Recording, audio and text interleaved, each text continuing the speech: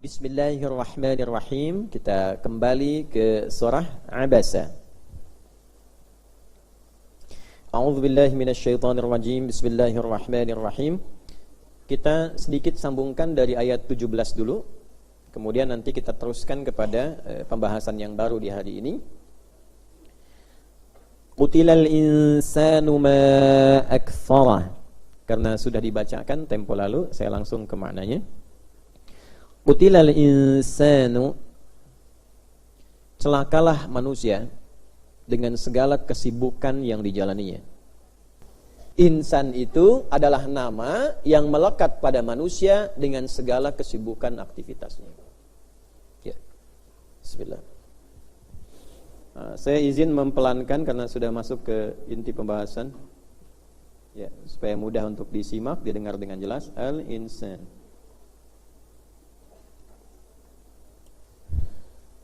Al-insan adalah nama yang menunjuk pada manusia berdasarkan kesibukan aktivitasnya.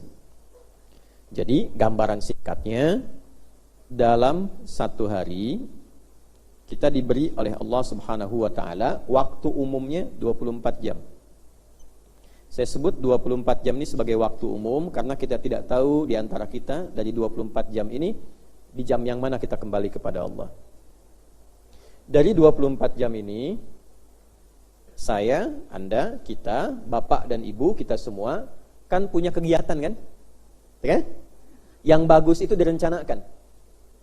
Dibuat agendanya. Jam sekian saya kerjakan apa, jam sekian saya kerjakan apa.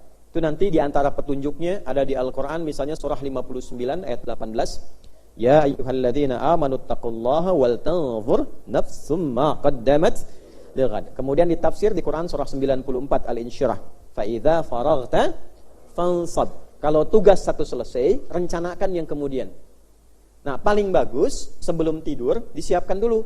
Besok mau mengerjakan apa, siapkan apa. Nanti bangun, direview agenda itu, disiapkan bukan hanya dunianya, tapi nanti juga aspek akhiratnya. Allah ridha tidak, tersusun tidak agendanya. Nanti kalau ini dikerjakan, pertaruhan dunianya bagaimana, konsekuensi akhiratnya seperti apa.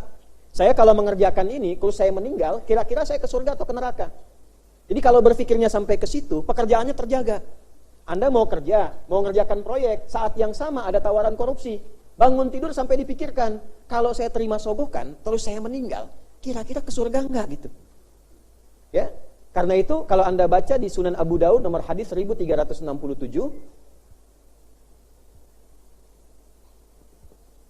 rawinya dari Ibnu Abbas radhiyallahu taala anhuma, itu Nabi langsung mengajarkan saat bangun kita mereview itu melihat, mengecek, mengulang tuntunan berkehidupan yang secara singkat dibacakan dari Ali Imran Quran surah 3 ayat 190 sampai ayat 200, 11 ayat. Ya, dari inna fi khalqis samawati wal ardi wa ikhtilafil laili wan nahari la ayatin liulil alladzina yadhkuruna Allaha qiyaman wa qu'udan wa 'ala wa yatafakkaruna fi khalqis samawati wal ard. Perhatikan, ada zikir, ada fikir. Orang Islam tuh enggak bisa zikir saja. Bahkan zikir pun harus dengan fikir. Ya, kalau zikir tidak pakai fikir, nanti hilang makna zikirnya. Sambil difikirkan, sambil dipahami artinya. Contoh, maaf ya, sholat itu ada yang zikir saja, ada yang zikir dan fikir. Yang zikir saja apa diantaranya? Orang yang hanya sholat tapi tidak mengerti apa yang dibaca dalam sholatnya. Nah, orang yang seperti itu, kalau benar sholatnya sesuai rukun dan syaratnya, dia mendapat pahala dalam sholatnya, tapi tidak mendapatkan keberkahan manfaat sholat untuk kehidupan dunianya. Contoh, Allahu Akbar, dari mulai takbir, dibuka dengan takbir. Assalamualaikum warahmatullah, ditutup dengan salam. 2 rakaat sholat subuh, selesai. Dia tidak paham artinya. Dia ikhlas tunaikan, dia tunaikan dengan berjamaah misalnya, dia dapat pahala 10 kali 27. Selesai. Tapi ketika dia pahami artinya, dari mulai berdiri, kenapa berdirinya begini? Kenapa kakinya selebar bahu? Kenapa takbirnya begini? Nanti ada ilmu yang menjelaskan tentang makna ini, namanya ilmu hikmah. Ya, jadi nanti ibadah itu mesti dikerjakan dengan dalil. Jelas? Satu, ada dalil dulu tuh. Kalau yang maghdah, lihat dalil itu praktek contohnya. Jelas? Jadi nanti ada dalil, ada cara. Nah yang ketiga, yang tertinggi ada hikmah menjelaskan kenapa bacaannya ini, kenapa caranya begitu. Nah inilah fungsi Nabi mengajarkan itu semua. Ya, di mana ditemukannya? Yang standar di Al-Baqarah ayat 129. Rabbana wab'ats fihim rasulam minhum yatlu 'alaihim ayatika dalil wa yu'allimuhumul kitaba cara wal hikmah menjelaskan maknanya. Allahu Akbar. Apa dalilnya takbir angkat tangan? Oh, dalilnya misal ditemukan di hadis Nabi di Abu Daud.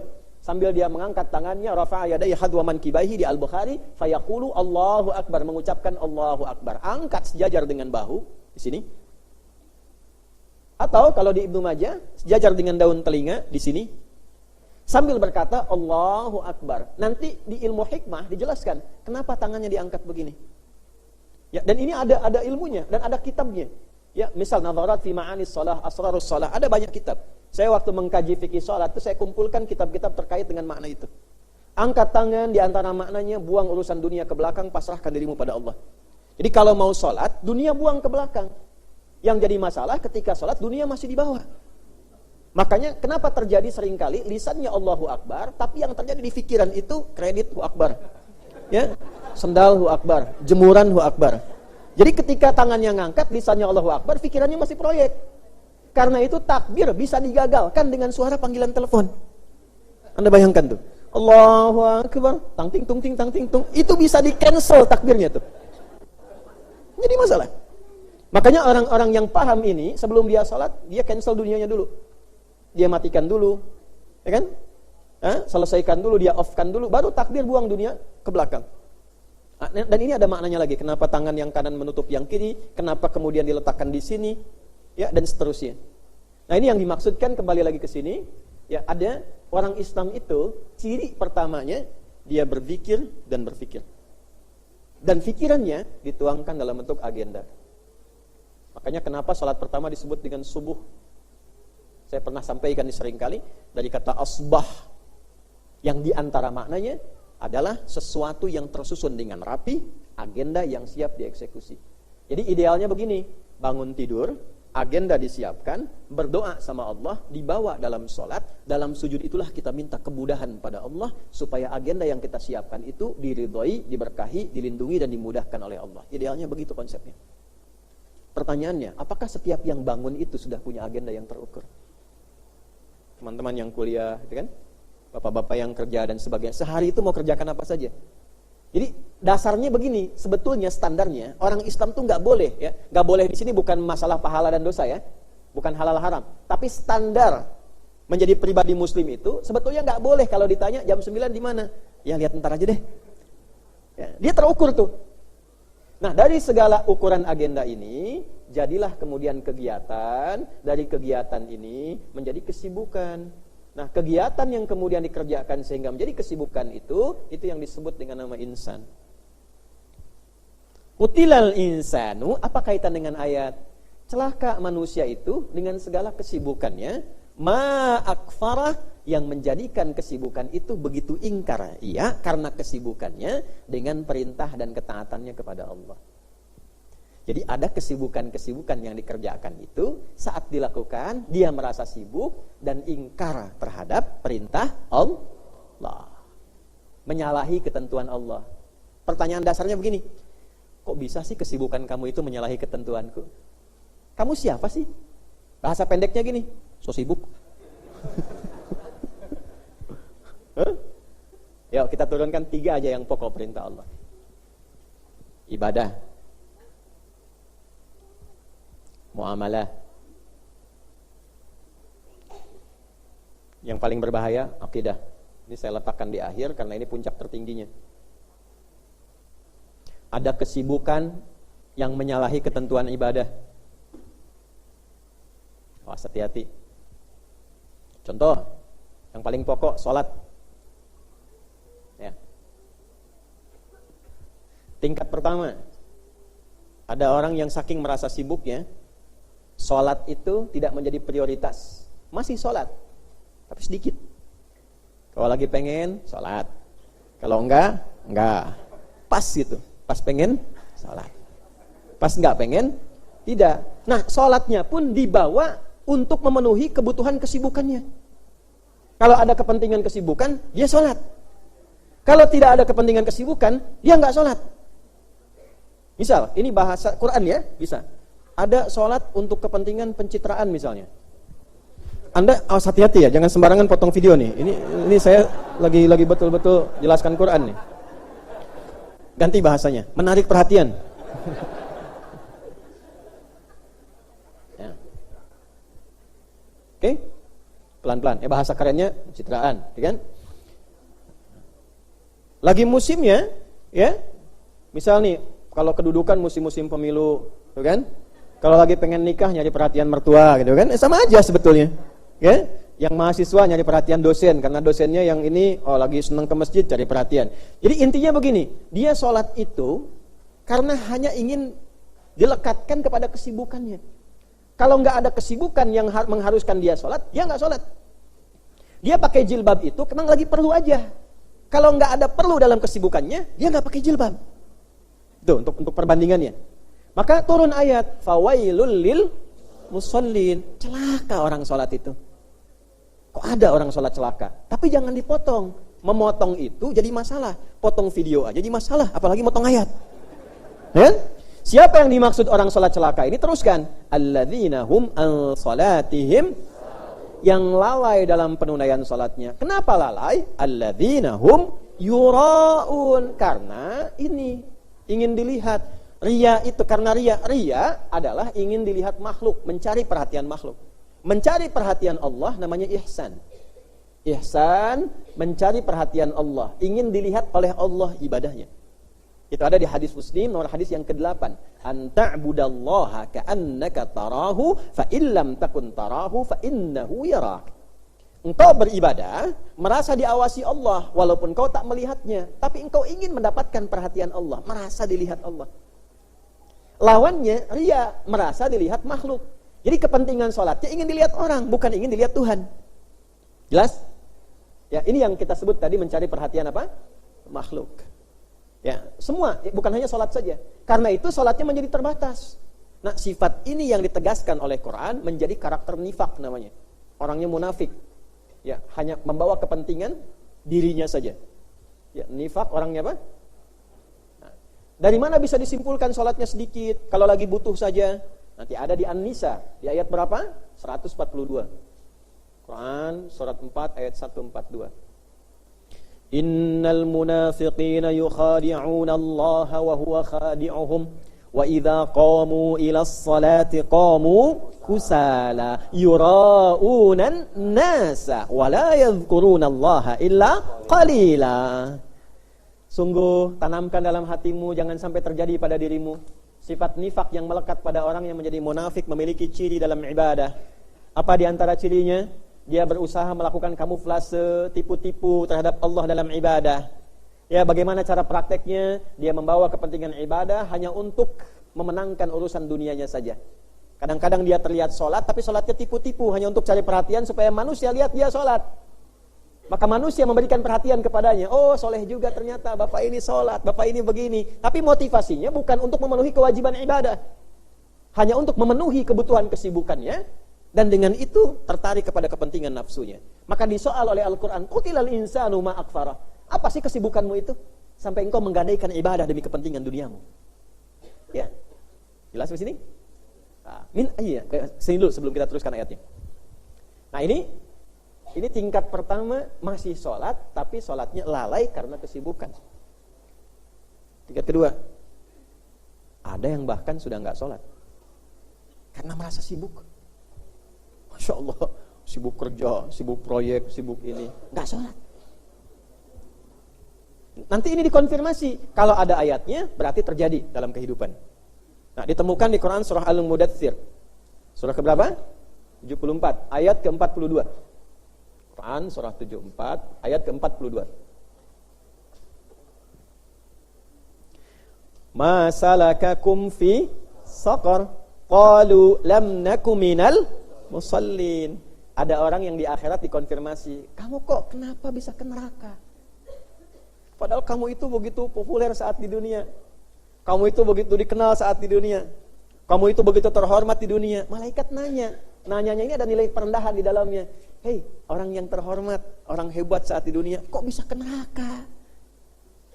Apa jawabannya? Lam naku minal musallin. Perhatikan, jawaban cepat langsung mengkonfirmasi. Karena itu nunnya dibuang. Asalnya lam nakun. Tapi nunnya dibuang untuk memberikan pernyataan cepat bernada penyesalan. Kenapa dulu saya nggak lakukan ini? Lam naku minal musallin. Kami dulu nggak sholat.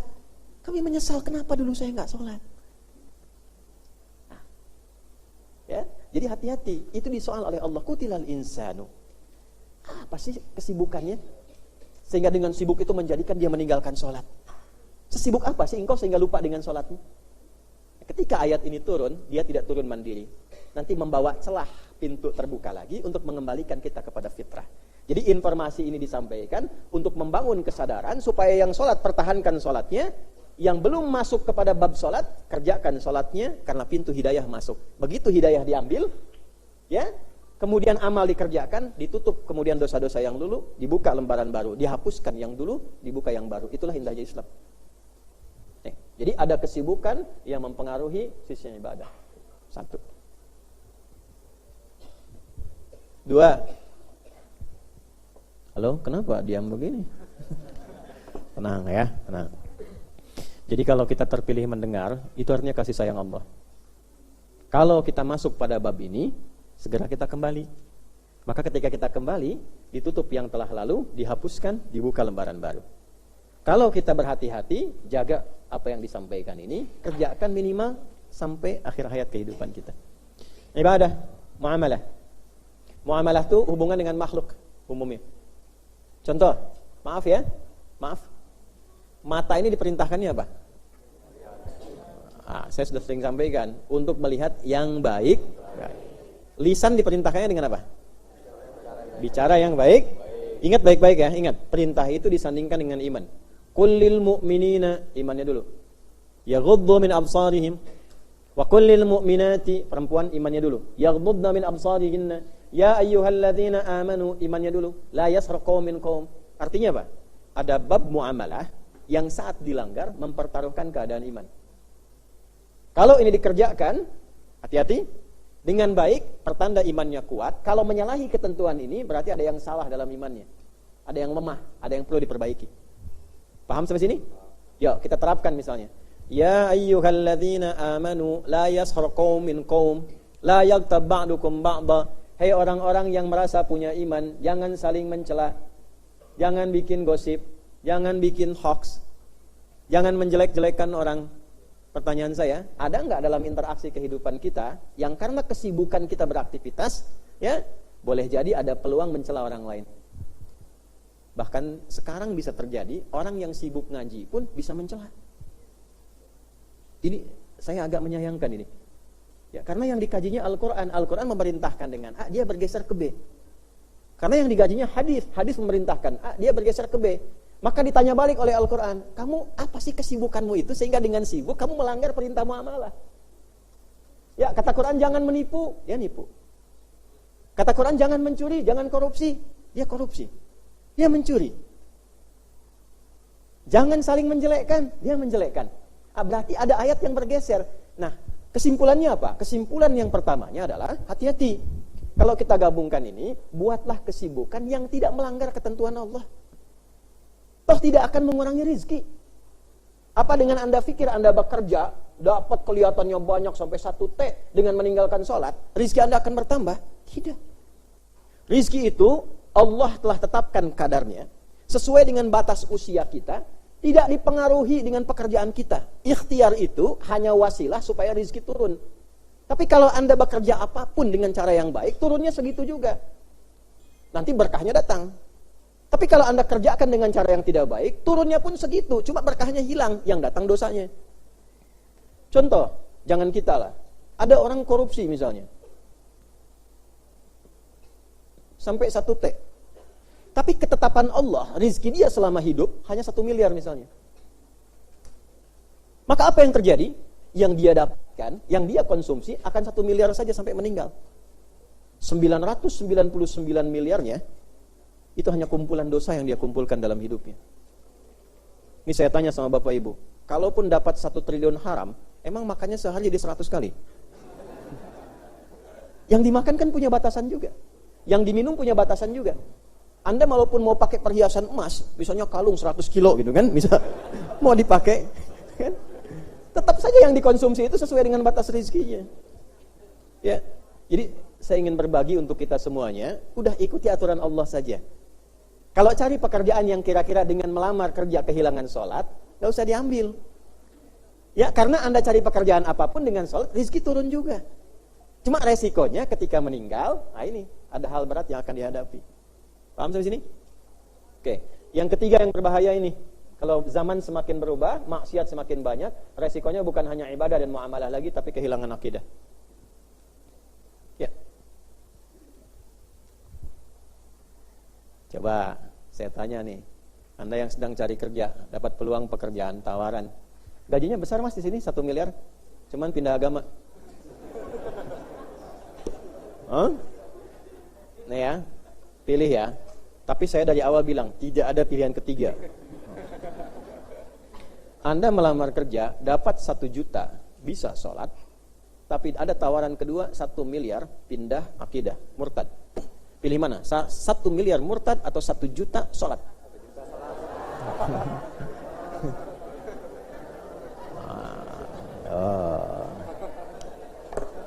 Sekarang terjadi untuk jaga toko aja, dia mau kehilangan Jumat itu. Hati-hati. Nah, ini yang dimaksudkan. Ditanya balik oleh Allah, "Qutilal insanu ma akfara." Kok bisa kufur, bisa ingkar? Apa sih kesibukan yang kau kerjakan? Pada akhirnya kau meninggal juga gitu. Aku sudah siapkan rezeki untukmu, sudah bukakan jalan untuk mencarinya. Engkau tinggal kerjakan saja. Dan kenapa kemudian kau merasa sibuk dengan bergeser pada ketentuanku? Itu pertanyaan pertama tuh. Jadi Allah mengkonfirmasi, tapi setelah itu indah, mengembalikan pada fitrah dengan cara yang lembut. Ditanya balik dulu untuk berpikir, dibalikan lagi, dibimbing caranya untuk kembali. Itu luar biasanya. Paham sampai sini? Baik. Qutilal insanu ma akfara min ayyi syai'in khalaqah. Dibalikin lagi. Setelah merasa besar dan hebat itu, coba deh kamu ingat-ingat lagi. Dari apa sih kamu diciptakan? Ya. Min nutfatin khalaqah. Kamu ini kan sesungguhnya dari dasar yang kecil, yang terpancar, yang kecil, bahkan terhinakan. Artinya orang kalau kena itu pun kecipratan pengen dibersihkan, ya, dibagusin lagi, dibersihkan kembali. Nah, kamu tercipta dari itu, tercipta dari sesuatu kecil, yang rendah. Kadang-kadang dibuat fenomena alam supaya kelihatan bahwa kita itu kecil. Ya, coba lihat yang kasus viral kemarin tuh. Nanti dari sini pasti ada orang potong nih videonya, ya, yang musibah di Rinjani itu. Ya kan? Orang dari drone dilihatnya horizontal, kelihatannya kan biasa ya, di zoom kan, tapi ketika dikembalikan kelihatan betapa kecilnya kita itu sebagai makhluk. Baru 1 gunung, dilihat betapa besar dan curamnya keadaan, 1 gunung saja. Dan kita berdoa semoga siapapun yang hobi mendaki diselamatkan oleh Allah. Dan yang kedua yang terpenting, dia mendapat hidayah sampai kenal Allah. Kalau sampai naik ke atas gunung belum kenal Allah juga, kemana lagi dia mesti diantarkan? Ya, betul ya? Ya kan? Kalau sampai ke atas gunung dia belum kenal Allah juga, kemana lagi mesti diantarkan? Karena ayat gunung itu di Quran itu bersandarnya dengan ayat-ayat pengenalan pada Allah. Buka surat Fatir misalnya, di ayat ke-27. Fatir ayat ke-27. Dibukanya dengan alam taro annallaha. Apakah engkau tidak memikirkan bahwa Allah itu, ya, dari mulai menciptakan langit, bumi, menurunkan hujan, mengeluarkan bebuahan yang berwarna-warna, sampai kemudian menciptakan gunung-gunung. Lihat kalimatnya, menciptakan apa? Gunung-gunung. Wa minal jibali judadun bidun wa humrun mukhtalifun alwanuha. Lihat ke ujungnya tuh. Dan di antara gunung-gunung itu Allah tetapkan, ada yang punya garis-garis putih, ada yang kemerahan, wa gharabibu sud. Ya, aneka warna itu ada yang hitam, lekat. Di hitam-hitam itu ada garis putihnya, ada yang merah-merahnya. Semua didesain itu apa? Kembali ke awal. Alam tara annallah. Apakah itu belum bisa membuat akalmu berpikir bahwa engkau bisa mengenal Allah dengan ciptaan itu? Engkau kecil ketika naik gunung. Ditanya balik, yang menciptakan gunung itu siapa? Yang membuat engkau kecil itu siapa? Ya, ayat Quran itu sampai sebegitunya. Orang ke lautan ada ayat turun tentang laut. Orang ke gunung ada ayat turun tentang gunung. Pada akhirnya ditanya, sampai engkau ke titik itu dan merasa kecil, pernah enggak dalam akalmu bertanya, siapa yang menciptakan yang besar ini? Dan menjadikan aku kecil seperti ini. Turun kesimpulannya, pasti ada di luar batas kemampuan manusia, di luar makhluk ini. Ketemulah kemudian ke Allah. Turun ayat, min ayyi syai'in khalaqah, min nutfah. Kamu itu kecil. Dibandingkan dengan gunung masih besar gunung. Dibandingkan dengan beberapa hewan masih kuat hewan. Kamu pun takut pada hewan itu. Tapi luar biasanya, kenapa? Gunung yang bisa tasbih, hewan yang bisa tasbih, engkau menyimpang. Terbuat dari apa dirimu? Terus dibalikin, sesibuk apa? Sehingga kesibukanmu itu membuat engkau lalai dalam bertasbih.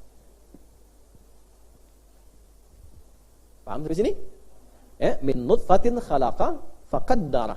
Nah, dibalik pemaknaan yang kedua, ini yang belum kita gambarkan kemarin, dan ini akan mengantarkan pada penekanan yang hari ini. Perhatikan kalimatnya. Ya, pemaknaan keduanya, min nutfatin khalaqahu faqaddara. Kenapa engkau begitu ingkar dan sibuk? Padahal kesibukanmu sekarang ini, dari engkau lahir yang kecil, yang terhina, aku sudah berikan perawatan dan kenikmatan sampai engkau merasa mapan hingga saat ini. Dari mulai lahir. Maka dibuka dengan kalimat faqaddara. Aku rawat engkau sejak dalam kandungan, sejak tercipta dari pancaran spermatozoa dengan ovum itu Allah rawat. Turun Quran misalnya surah ke-22 ayat ke-5. Ya. Sampai Allah tetapkan kemudian wa nukiru fil arham. Aku tetapkan dalam rahim, setelah proses-proses ini ditetapkan di rahim, dirawat. Kita enggak mikir bagaimana dapat makanannya. Ya. Ada ibu yang sedang hamil, anaknya mengkonfirmasi dengan ilham kepada ibundanya, "Ma, pengen warteg waring nasi Tegal." Enggak ada. Tinggal ngambil aja. Ya kan? Enggak mikir makan, tidak mikir buang kotoran, oksigen dapat, nyaman. Tsummas sabila yassara, sampai tiba-tiba lahiran. Ya. Bahasa gampangnya gini, aku rawat engkau dari enggak ada jadi ada. Ya, dari enggak mikir dapat apapun sampai sekarang kau matang. Dari semua yang aku berikan, oksigen gratis, makanan, kehidupan, ada orang tua merawat sampai engkau mapan sekarang. Kenapa dengan itu kemudian kau ingkar padaku? Nanti ada muamalah dengan orang tua, disindir lagi. Ya, orang tua aku titipkan merawat engkau, menyayangi engkau. Setelah engkau mapan, kau tinggalkan orang tua sementara aku perintahkan kau berbakti padanya. Itu pun sama, ingkar dalam muamalah. Tuh. Paham sini? Awas ya, balik ke situ ya. Nah, maka dari sini kemudian kita teruskan dulu. Qutilal insanu ma akfara min ayyi syai'in khalaqa min nutfatin khalaqahu faqaddara thumma as-sabila yassara.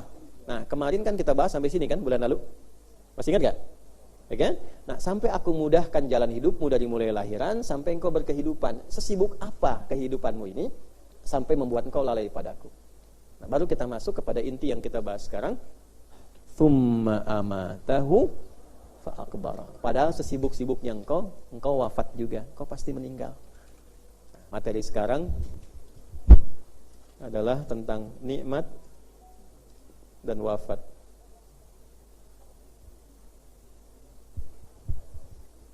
Saya ulang ya, bahasa kitanya nih.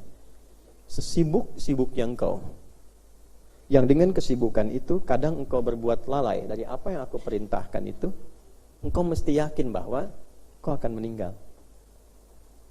Itu dulu. Jadi, sesibuk-sibuknya kita beraktivitas, kesibukan itu akan ditinggalkan. Puncaknya selesai. Tsumma amatahu fa aqbara. Kemudian engkau akan meninggal, bahkan segera dikuburkan. Fa di sini menunjukkan sesuatu yang cepat dilakukan. Makanya sunnah dalam Islam kalau tidak ada yang sangat urgen, ketika seorang meninggal, selesai kemudian dimandikan, dikafani, disolatkan, maka segera dikuburkan. Tapi dalam bahasa lainnya, dalam penekanan psikologinya, engkau itu sesibuk-sibuknya pasti meninggal, dan setelah meninggal akan segera dikubur. Jadi orang nggak sibuk lagi, segera kubur, dah selesai. Jadi kesibukan yang dikerjakan selama ini hilang sepersekian waktu saja. Berangkat gelap, pulang gelap, berakhir di kegelapan. Kita lihat. Sekian tahun, belasan tahun, puluhan tahun, meninggal sebentar aja dikubur, selesai. Fa-akbarah. Maka segera kemudian akan dikuburkan. Nah, kenapa dikuburkan dan kematian dalam Islam dilekatkan juga dengan nikmat? Kan pakai ataf tuh. Thumma pakai fa. Ke atasnya kan tafsir kedua tadi nikmat kan? Aku telah berikan nikmat kepadamu, aku rawat engkau dari tidak ada jadi ada, dari terlahirkan, dirawat orang tua, gitu kan? Nikmat kan? Pertanyaannya, kenapa wafat itu, dikuburkan itu disandingkan dengan kenikmatan? Karena tidak ada proses di dalam menghormati manusia, bahkan saat meninggalnya diperlakukan dengan terhormat kecuali dalam Islam. Saking terhormatnya manusia, Allah sang pencipta memerintahkan dalam meninggal pun mesti ada kasih sayang Allah di dalamnya. Saya tanya pada Anda, di mana Anda bisa temukan tuntunan saat seseorang meninggal itu masih dimandikan dengan cara yang lembut? megangnya ditata. Hati-hati, jangan terlalu kencang, jangan melukai mayitnya. Dia sudah capek dengan kehilangan rohnya. Nekan mengeluarkan kotoran mesti lembut, ngangkatnya mesti baik. Temukan tuntunan di muka bumi ini yang menghormati sosok manusia bahkan saat meninggalnya. Kita tidak bicara hidupnya. Kalau hidup sudah ada tuntunan, jangan dicaci karena terhormat, jangan dilecehkan karena terhormat, disayang karena terhormat. Ini orang meninggal masih diperlakukan terhormat, masih nikmat. Ya. Coba lihat, setelah dimandikan, dikafaninya pun diatur yang baik, ya kan? Setelah itu masih dihormati, disolatkan lagi, diangkat dengan zikir, diantarkan, ditata, dikuburnya pelan-pelan, ya kan? Ditarik lagi ke dalam bahasa Qur'annya, aku berikan kasih sepenuhnya kepadamu dari hidupmu sampai wafatmu. Wafat saja aku perhatikan. Dan engkau merasa sibuk sampai lupa kepadaku. Kurang apa nikmatku diberikan padamu? Fabi ayyi ala'i rabbikuma tukadziban. Allah tuh sampai sebegitunya gitu. Ya, tsumma amatahu fa akhbara. Engkau itu akan wafat. Lu dikuburkan. Dalam kubur pun aku masih berikan cara-cara yang terbaik menghormatimu. Kenapa engkau lupa denganku? Itu sampai sayangnya Allah ke titik ini. Jadi kalau ada orang merasa sibuk sampai lupa dengan Tuhan, maka ayat pertamanya, kamu meninggal loh, hati-hati. Dan semua kesibukan kamu akan tinggalkan. Makanya bahasanya sederhana, telah meninggal dunia, semua kesibukan dunia selesai. Selesai apapun itu. Fa'akbarah, segera dikuburkan. Nah, dalam proses penguburan itu pun disandingkan dengan nikmat, ditanya balik, apa belum cukup aku berikan keterangan sampai saat ini? Betapa engkau pun keadaan begitu, masih dihormati juga. Coba Anda lihat, pelaku maksiat pun, sepanjang dia muslim kan, masih diperlakukan terhormat kan? Dimandikan, dijaga, ya masuk. Walaupun terhormatnya ada standarnya, ya, ada ukurannya. Mungkin yang mengantarkan sedikit, tapi standar ini tetap berlaku. Dan setelah itu urusan dia dengan Allah Subhanahu wa taala dari perilaku, konsekuensi dunianya. Jelas sampai sini? Nah, jadi apa yang disampaikan di ayat ini untuk memberikan penegasan, makanya kenapa saya sedikit ulang ke belakang supaya ada rasa yang tersambung dengan kita pada ayat yang akan kita kaji saat ini. Ya. Thumma amatahu fa'aqbara. Thumma idza syaa'a ansyarah. Dan nanti atas kehendak Allah dibangkitkan lagi kemudian manusia yang telah meninggal ini. Jadi ada kehidupan setelah kematian. Nah, sekarang kita urai bagaimana mempersiapkan diri menjemput kenikmatan ini. Kemudian setelah itu mempersiapkan diri dari kenikmatan itu dibawa kenikmatan ke tempat selanjutnya setelah kita meninggalkan dunia ini. Bersyukurnya sebagai muslim, keterangannya ada dalam Al-Quran. Dan janji Allah pasti benar. Sehingga kita bisa siap-siap. Cari di kitab manapun, bahkan yang disucikan, ada enggak keterangan yang menerangkan tentang kehidupan alam kubur? Halo? Jelas? Baik. Sekarang kita coba siapkan dulu, dan ini materi terakhir di pertemuan hari ini supaya kita bisa optimalkan. Bismillah.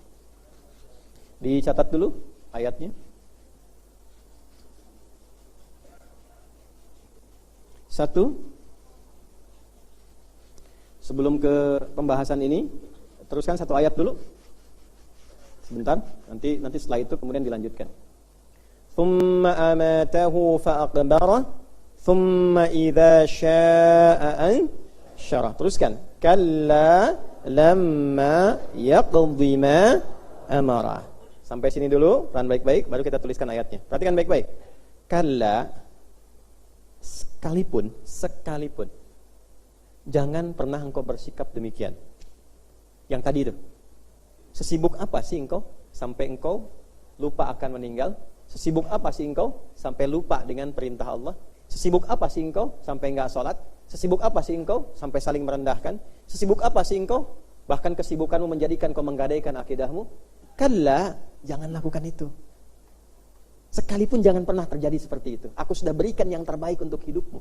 Hidup engkau dihormati, wafat engkau diberikan kenikmatan. Kalla, jangan pernah lakukan seperti itu.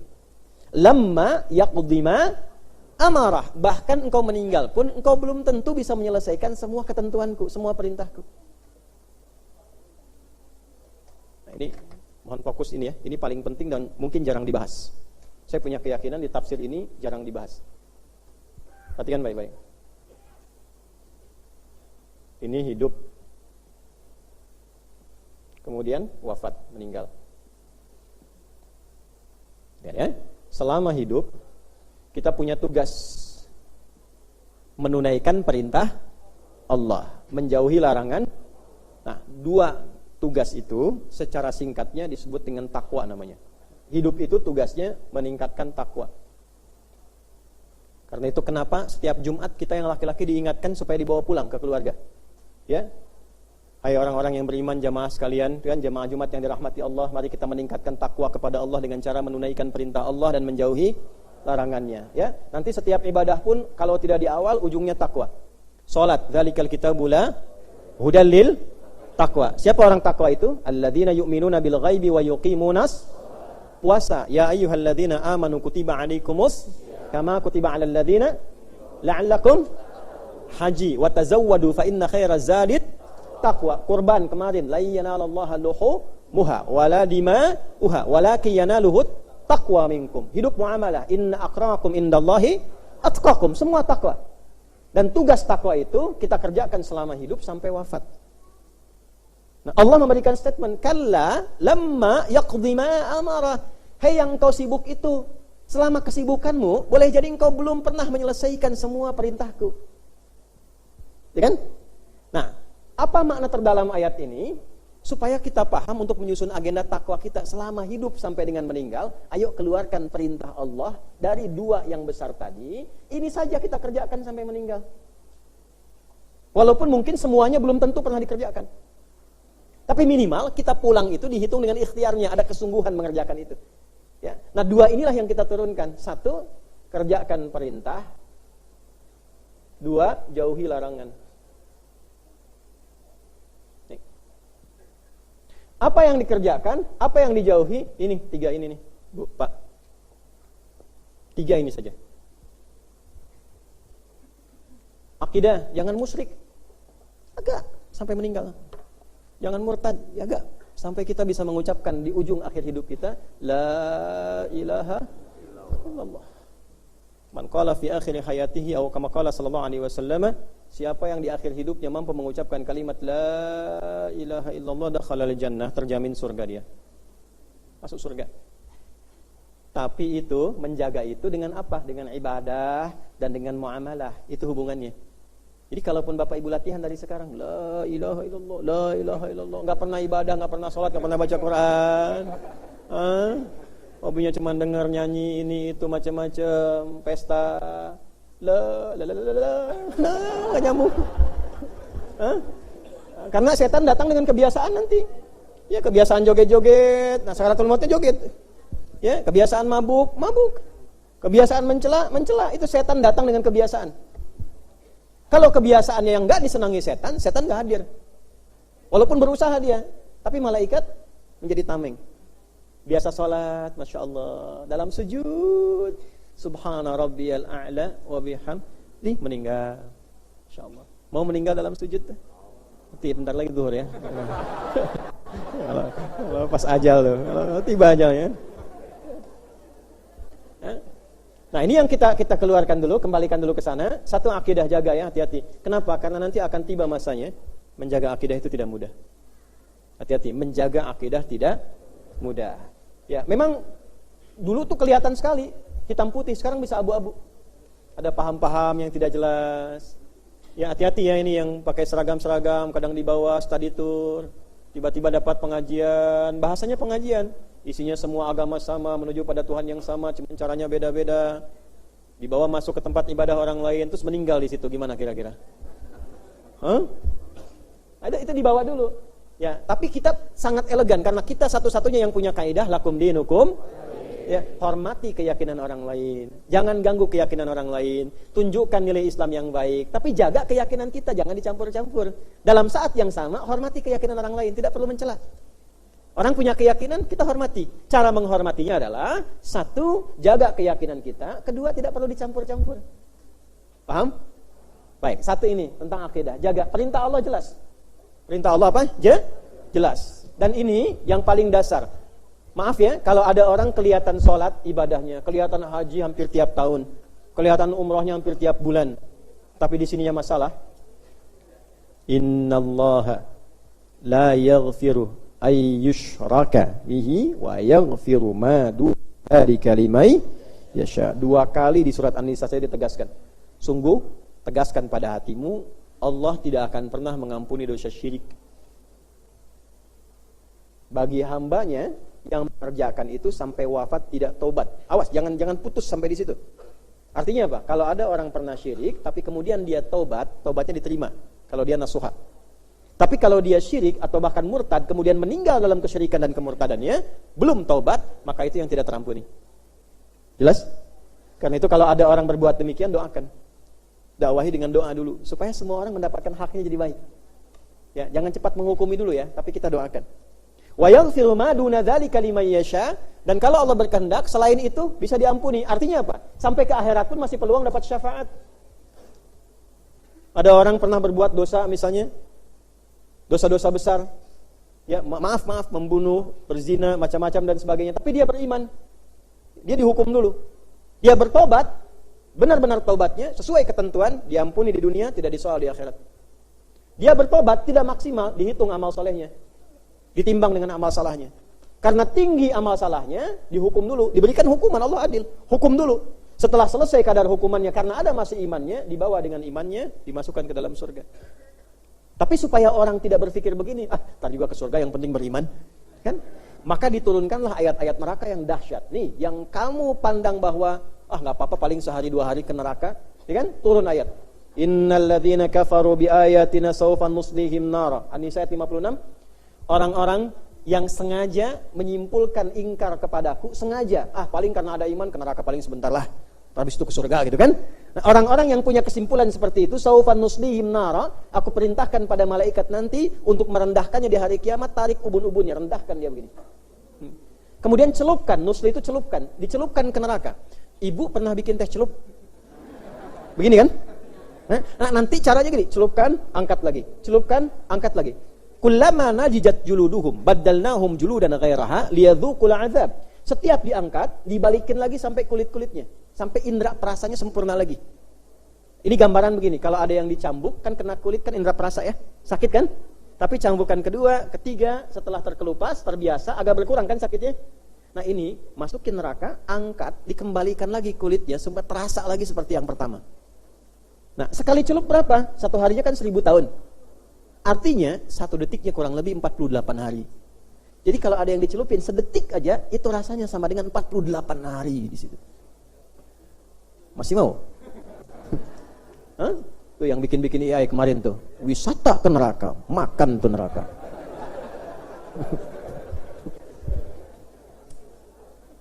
Nah itu akidah. Nah ini masalahnya apa? Kalau persoalannya bukan akidah, masih ada peluang walaupun tidak dianggap ringan. Tapi kalau akidah selesai, khalidina fiha. Ya. 2 naik ke atas muamalah. Muamalah itu nanti ada masuk nifak, hati-hati. Nifak nanti disambungkan dengan kufur. Di An-Nisa ayat 140, paling kiri sebelah bawah tuh di pojok. Ya. Waqad nazzala 'alaikum fil kitabi an idza sami'tum ayatillahi yukfaru biha wa yustahza'u biha fala taqudu ma'ahum hatta yakhudu fi haditsin ghairi innakum idzam mithluhum innallaha jami'ul munafiqina wal kafirina fi jahannam jami'a. Jahannam. Telah tetap ketentuan dalam Al-Quran, ketentuan dalam ajaran Nabi. Kalau Anda mendengar ada pengajian, ada yang ngajar, di situ kemudian mengingkari ayat-ayat Allah, memperesetkan ayat-ayat. Ayat sholat dianggap mainan, ayat hijab dianggap mainan.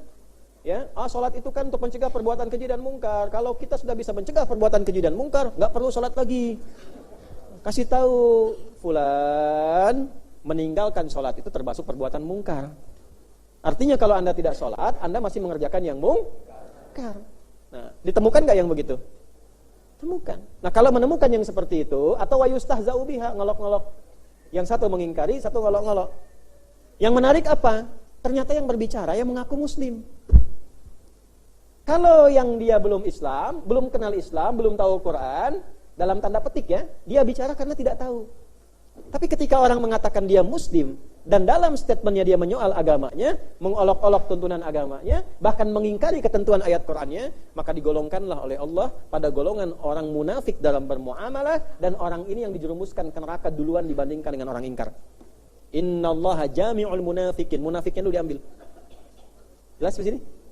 Oke, hati-hati ya. Baik. Teruskan. Nah, sekarang kita bikin kurikulum. Izin Ibu, Bapak, ibadah ini supaya jaga sampai meninggal. Yang pokok keluarkan dulu. Apa ibadah yang pokok? Ini digabungkan dengan ini, nomor satu, gabungkan dengan 3. Keluarnya rukun Islam. Akidah 1, asyhadu an la ilaha wa asyhadu anna Muhammad. Jaga sampai meninggal, 1 ini. Saya kalau akidah itu tegas ya, mohon maaf ya. 2, untuk menjaga akidah itu supaya terjaga, maka dijaganya lewat ibadah. Makanya syahadat dijaga lewat sholat. Setiap sholat, asyhadu an la ilaha wa asyhadu anna Muhammadan Rasulullah. Dalam tahiyat, takbir dibuka dengan apa? Allahu Akbar, ya kan? Nah, kalimat Allah. Maka, kenapa diperintahkan sholat? Salah satunya menjaga akidah. Paham? Baik ya, melatih iman. Maka lihat keluarkan yang pokok. Buat di sini. 1, perintah takwa selama hidup berarti sholat, jangan tinggal. Sholat. Kalla lamma yaqdi ma amarah. Ya, sekali-kali jangan pernah kesibukanmu membuat engkau lalai atas perintah Allah. Karena semua perintah Allah belum tentu engkau telah tunaikan, sementara semua nikmat yang kau butuhkan aku telah berikan. Lihat perbandingannya. Aku telah berikan semua nikmat yang engkau butuhkan, sementara engkau belum mengerjakan semua perintah yang telah aku sampaikan. Dan walaupun sedikit, aku masih terima. Yang tidak sebanding dengan nikmat yang telah aku berikan. Allah ngasih 100% nikmatnya pada kita. Kita ibadah masih 60%. Nggak sebanding dengan nikmat. Ini pun masih Allah terima. Makanya disebut asyakur, yang menerima walaupun kadarnya hanya sedikit. Nah, karena itu jangan simpulkan bahwa amal kita itu sudah maksimal mengantarkan ke surga. Belum tentu. Kalau bukan karena rahmat Allah, nggak cukup ini dapat surga. Rahmat itulah yang kemudian menyempurnakan amal usaha kita yang kita kerjakan ikhlas karena Allah. Maka apa yang perlu dikeluarkan dari sini? Semua jenis sholat Bapak Ibu coba keluarkan menunya. Yang fardu 5 waktu tuliskan. Kemudian buat menunya dalam setiap bulan keluarkan. Bulan ini jam berapa subuh, jam berapa zuhur, asar, maghrib, isya. Punya waktu catatan sholat. Nanti dalilnya Quran surah 4 ayat 103. Inna sholata kanat 'alal mu'minina kitaban mauquta. Bahasa terjemahan bebasnya, orang beriman itu dia tahu waktu sholat. Standar. Jelas? Oke. Kemudian tambahkan dengan yang sunnahnya. Minimal selama hidup pernah mengerjakan sekali. Yang belum pernah sholat duha, minimal selama hidup sekali duha. Ya? Yang belum mengerjakan tahajud, minimal nanti malam. Ya? Sholat tahajud. Minimal pernah sekali. Jadi nanti kalau dihisab, bukunya dibuka, kitabnya dibuka, kita bisa rasa bahagia. Alhamdulillah. Ya Allah, kita kan enak dialognya. Ya Allah, engkau perintahkan sholat, aku sholat. Dibuka filenya, benar nggak sholat? Terus dicek, sholatnya pencitraan apa bukan? Hah? Ya kan? Nanti dibuka tuh, lihat. Nah nanti yang kurang-kurang, oh ini yang fardunya yang subuh ini nggak niat betul subuhan, tapi narik perhatian orang, gitu kan? Oh nggak niat betul subuhan, karena di subuh itu ada tambahan nasi subuh, ya kan? Jadi target kesananya yang ditarget tuh nasinya gitu, kan? Snacknya, maka misalnya 30%, nasinya 70%. Ini keluarkan, bikin menu ya, menu sholat. Setelah itu apa lagi perintah Allah? Setelah sholat apa? Zakat kan? Nah coba lihat, selama hidup pernah zakat gak? Gini, jangan simpulkan dulu begini, zakat untuk orang kaya. Jangan simpulkan begitu dulu. Karena perintah Qur'annya, berusaha kita selama hidup bisa zakat. Usaha. Jadi yang dilihat nanti usahanya, kalaupun gak sampai selama hidup untuk berzakat, minimal kita pernah berusaha selama hidup untuk bisa zakat. Paham gak? Wa aqimus sholata wa atuz. Ya, dirikan sholat kan setara, wawunya ma'iyah kan? Engkau menunaikan sholat seperti engkau semangat sholat itu, berusahalah dapat sesuatu untuk zakat. Kalau belum sampai, turun infak. Ya, untuk zakat 85 gram emas misalnya dikalikan sekarang berapa? Hampir 2 juta ya. Wah, untuk 170 jutaan. Saya belum dapat nih segini, tapi saya punya 700 ribu. Saya mau latihan infak 100 ribu. Saya mau latihan infak 1000. Keluarkan ayat-ayat infak. Nah, yang jarang dibahas ini, Ibu, Bapak, kalau Anda mau infak, mana yang ditunjukkan oleh Quran? Ada nggak dalam Quran tabel infak? Keluarkan tabelnya. Contoh, infak prioritas 1 keluarga. Dalilnya Quran surat 4 ayat 34. Maaf ya, ini ada perhatian kita ke Palestina misalnya. Bagus, alhamdulillah, kan? Tapi juga proporsional. Jangan sampai Anda punya uang untuk nafkah keluarga, Anda berikan misalnya untuk keluar dan keluarga Anda nggak makan. Ini secara fikih masalah. Secara fikih apa? Masalah. Karena nanti ada urutan ketika nggak bisa dengan harta, minimal Anda dengan doa. Dalam tahajud Anda mohon. Nanti Anda berusaha lagi. Jadi yang pertama kita tempatkan itu keluarga dulu. Ar-rijalu qawwamuna 'alan nisa bima faddalallahu ba'dahum 'ala ba'din wa bima anfaqu min amwalihim. Jadi yang pertama kali kebutuhan dasar infaknya keluarga dulu. Dan jangan dikira ketika Anda berikan, maaf ya, uang kepada istri, kepada anak, uang jajan, itu nggak ada pahalanya. Itu ada pahalanya. Nanti filenya akan dibuka. Ya, dan kemana itu dialokasikan? Itu akan dilihat. Nanti setelah itu turun yang kedua, Al-Baqarah ayat 215, 5 golongan. Jadi kalau belum bisa zakat, saya uangnya nggak pas buat zakat, Anda keluarkan infak untuk menaati Allah selama hidup. Jadi ketika filenya dibuka, apa yang pernah kamu lakukan dengan perintahku? Ya Allah, aku memang belum bisa zakat seperti apa yang telah engkau ketahui dengan sempurna, tapi aku berusaha untuk infak. Yas'alunaka madza yunfiqun. Mereka bertanya pada Muhammad, bagaimana cara infak? Qul ma anfaqtu min khair. Kalau mau infak cari yang paling bagus, enggak harus uang. Enggak ada uang, makan bareng-bareng bagi tetangga walaupun sedikit. Yang penting menaati Allah dan Rasul. Jelas? Ya? Ada uang bikin anggaran walaupun sehari 1.000, jangan lihat nilainya. Saya ingin mematuhi Allah, terserah, saya enggak lihat pandangan manusia. Saya pengen mematuhi Allah. Lil walidain, satu orang tua. Ini yang hebat-hebat, yang punya mobil, yang macam-macam, lihat ayah ibunya tuh. Ayah saya sudah meninggal, beramal apa untuk cahaya bagi ayah Anda di alam kuburnya? Paham? Wal aqrabin, kerabat terdekat. Ada 2, jalur keluarga dengan tetangga. Wal yatama, anak yatim. Wal masakin, orang miskin. Wabni sabil, orang yang kesulitan perjalanan. 5. Baik. Sudah. Baru setelah itu jauh Al-Baqarah 261. Ya, perhatikan kalimatnya. Matsalul ladzina yunfiquna amwalahum fi sabilillah kamatsali habbatin ambatat sab'a sanabil fi kulli fi kulli sumbulatin mi'atu habba wallahu yudha'ifu liman yasha wallahu wasi'un. Baru infak jauh, Bu, Pak. Diurut. Nah, ini maksud saya begini, bukan jadi informasi. Bapak Ibu bikin tabel. Ini saya kasih PR ya. Bulan depan bikin tabel begini. Salat. Menu salat. Apa saja jenisnya? 1, 2, 3, 4 sampai selesai. Bapak Ibu bikin, nanti saya coba bikin juga. Di sini bikin checklist selama hidup sudah atau belum, checklist atau belum begini. Ya. Kalau sudah, alhamdulillah. Kalau belum, tulis di sini. Sesibuk apa saya belum pernah menunaikan ini? Kalau belum nyampe ke hati, tulis, Adi, kamu akan meninggal. Nih. Ya. Kalau belum juga, Adi ditanya nanti sama Allah, kamu sudah sholat ini apa belum? Ya. Ini zakat plus infak. Terus 4 apa setelah itu? Keluarkan menu puasa ya, selain Ramadan apa saja. Ya, puasa sunnah Senin, Kamis, Ayyamul Bid. Ya minimal selama hidup pernah sekali lah. Ya, supaya ngisi file. Filenya keisi kan daripada enggak kan? Ya, kan kalau di absen malaikat ada semua. Ya. Nah, terakhir haji, umrah. Nah, sering diterjemahkan gini, bagi yang mampu. Saya suka menerjemahkan berusaha untuk mampu haji dan usahanya itu yang dilihat. Nabung, bukan ngutang. Nabung aja. Nabung aja. Ya, kemarin saya rekomendasikan kalau bisa dana talangan hapus aja itu. Mendingan nabung, hapus aja udah. Itu yang bikin antrian panjang. Nabung aja, nanti begitu pas sesuai biaya berangkat. Belum pas, tabungan masih ada. Itu akan dilihat, dinilai, malaikat catat itu.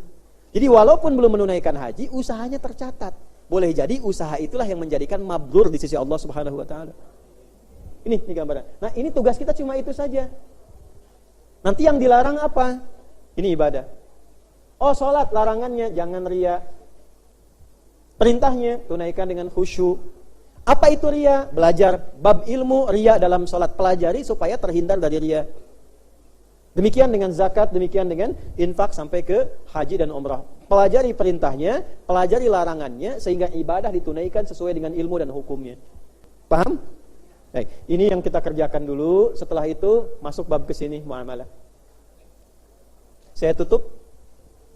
Muamalah tuh gini aja, Bu. Pak, kita sharing kunci cepatnya ya. Ini aja nih. Perhatikan telunjuk saya. Ya. Jadi 5. Dari sini, ini apa? Cici. Kepala. Kepala sampai ujung kaki.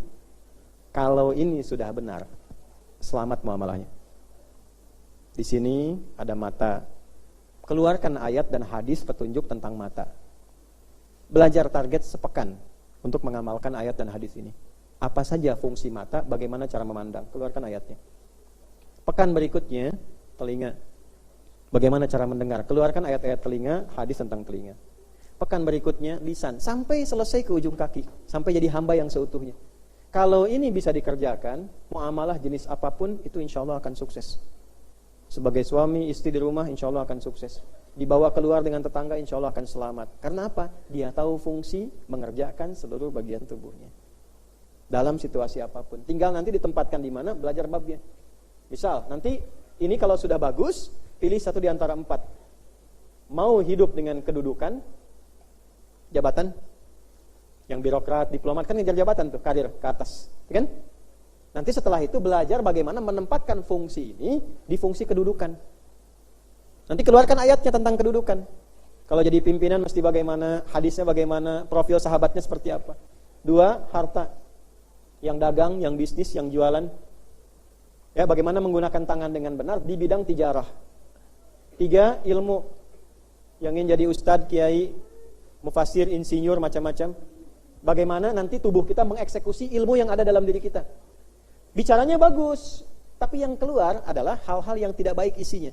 Retorikanya bagus. Di Quran itu ada ayat begini. Ada ayat mengatakan, ada orang kalau bicara itu begitu indah kalimatnya. Tapi di dalamnya ada racun yang sangat berbisa. Ya. Bu, madu isinya racun. Coba ibu pilih, mau di madu apa di racun? Maaf ya, bercanda aja. Bercanda. Itu ada di Al-Baqarah ayat ke 204. Wa minan nasi may yu'jibuka qawluhu fil hayatid dunya wa yushhidullaha ala ma fi qalbihi wa huwa aladdul khisam. Anda akan dapati beberapa orang di muka bumi ini pandai beretorika. Kalimatnya indah, bagus. Bahkan bawa-bawa nama Allah. Tapi Anda akan mendapatkan isinya sebetulnya menjauhkan Anda dari Allah. Merusak kehidupan. Hati-hati. Wa idza qila lahu ittaqillaha akhadhatul 'izzah. Kalau diingatkan, sombongnya keluar. Saya ini doktor, saya ini profesor. Tapi kemanapun dia beraktivitas itu membawa masalah. Wa idza tawalla sa'a fil ardi liyufsida fiha wa yuhlikal hartha wan nasl. Wallahu la yuhibbul fasad. Kemana aja membawa kerusakan. Dengan kalimatnya bagus, tapi ternyata di dalamnya ada kerusakan. Hati-hati ya. Nah, jadi secara singkatnya, kalla lamma yaqdi ma amarah, ini keluarkan supaya kita bisa sempurna menghadap Allah sesuai kemampuan kita dalam sebaik yang bisa kita lakukan. Jelas kalimatnya?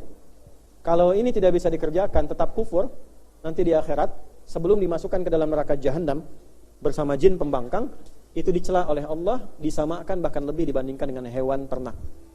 Maka turunlah Quran surat 7 ayat 179. Walaqad dzara'na li jahannama katsiran minal jinni wal ins lahum qulubun la yafqahuna biha wa lahum a'yunun la yubsiruna biha wa lahum adhanun la yasma'una biha ulaika kal an'ami bal hum adall. Ya, hati-hati, aku telah berikan engkau pikiran tidak dipakai, mata tidak digunakan, telinga tidak difungsikan. Kenapa engkau seperti binatang, bahkan lebih dibandingkan binatang? Maka silahkan nikmati neraka jahanam yang telah aku siapkan untuk orang-orang seperti kalian. Itu ancaman yang dari awal kita antisipasi. Masya Allah, betapa dalam nasihat yang telah kita dengarkan bersama. Semoga kita benar-benar paham bahwa hidup hanyalah perjalanan singkat, dan setiap detik yang kita jalani hendaknya diisi dengan menunaikan perintah Allah, menjauhi larangannya, serta menjaga akidah hingga akhir hayat. Ingatlah, sahabat sekalian, tidak ada kesibukan di dunia yang patut membuat kita lalai dari tugas terbesar kita, bertakwa. Bahkan saat kita wafat pun, rahmat Allah masih tercurah.